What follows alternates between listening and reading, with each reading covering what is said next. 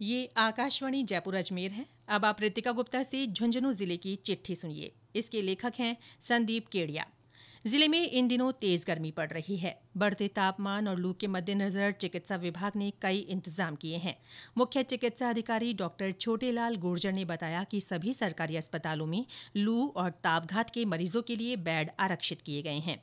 साथ ही हर ब्लॉक पर rapid response team बनाई गई है। सभी चिकित्सा कर्मियों के अवकाश पर भी रोक लगा दी गई है। इसके अलावा मौसमी बीमारियों से बचने के लिए जिले भर में जागरूकता कार्यक्रम चलाए जा रहे हैं। अनूठी स्थापत्य कला के लिए मशहूर शेखावाटी हवेलियों को संरक्षित करने के लिए जिले में स्थित इन हवेलियों का डिजिटल सर्वे कराया जाएगा। उप मुख्यमंत्री दिया कुमारी ने बीते दिनों जयपुर में पर्यटन विभाग की बैठक के दौरान ये बात कही। उन्होंने कहा कि शेखावाटी की हवेलियां राज्य की अनमोल धरोहर है। इनका संरक्षण और पुनरुद्धार करना सरकार की प्राथमिकता है। उन्होंने झुंझुनू, चूरू और सीकर के जिला कलेक्टरों को हवेलियों की सूची तैयार करने के निर्देश दिए। केंद्रीय कानून मंत्री अर्जुन राम मेघवाल हाल ही में जिले के दौरे पर रहे। उन्होंने टमकौर में जैन विश्व भारती के महाप्रज्ञा इंटरनेशनल स्कूल में विभिन्न सुविधाओं के विस्तार के लोकार्पण कार्यक्रम में भाग लिया।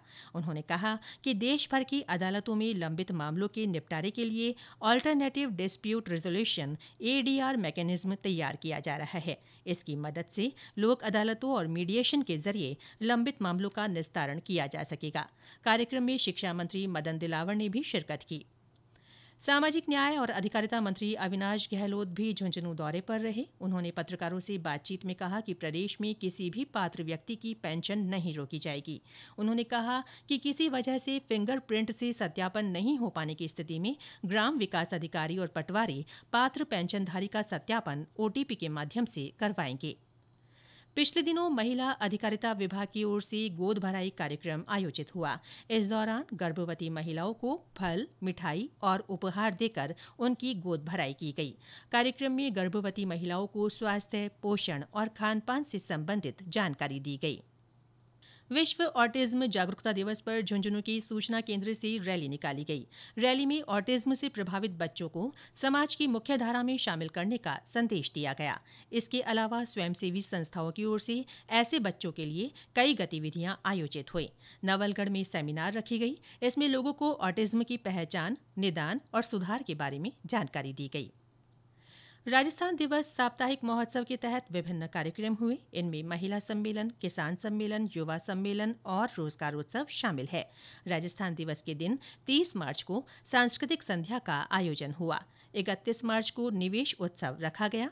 इसका जिला स्तरीय कार्यक्रम झुंझुनू के सूचना केंद्र सभागार में हुआ। कार्यक्रम में जिला कलेक्टर रामावतार मीणा, जिला उद्योग और वाणिज्य केंद्र के उपायुक्त सहित अन्य अधिकारी, उद्यमी और निवेशक मौजूद रहे। इस दौरान जिले के निवेशकों का सम्मान भी किया गया। केंद्र सरकार की ओर से सिलिकोसिस मुक्त भारत अभियान चलाया जा रहा है। इसके तहत खनन क्षेत्रों में शिविर लगाकर सिलिकोसिस के रोगियों को चिन्हित किया जाता है। साथ ही रोग से बचाव के उपाय सुझाए जाते हैं।